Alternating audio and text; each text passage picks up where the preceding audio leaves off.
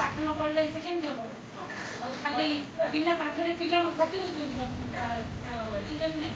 100 ଟଙ୍କା ଦେଇକି 50 ଟଙ୍କା ମିଳୁଥିବ ପିଲାଙ୍କୁ ମାନେ ଶନିବାର କେତେ ହଇରାଣ ହଉଛନ୍ତି। ପାଠ ପଢିଥିଲେ ତ ସେ ଜାଣିଥିଲେ ସ୍କୁଲ ଆସିଲେ ବିଭିନ୍ନ ପ୍ରକାର ଇଣ୍ଟରେଷ୍ଟ ହଉଛି ଖେଳ ହଉଛି ବିଭିନ୍ନ ପ୍ରକାର ଲେବ୍ରେ ଆମର ପ୍ରାକ୍ଟିକାଲ କରିକି ଦେଖାଉଛୁ ଲାଇବ୍ରେରୀରେ ପିଲାମାନେ ବିଭିନ୍ନ ପ୍ରକାର ବହି ପଢୁଛନ୍ତି ସମସ୍ତେ ପଢିବେ ପାଠରେ ଯେମିତି ହେଲେ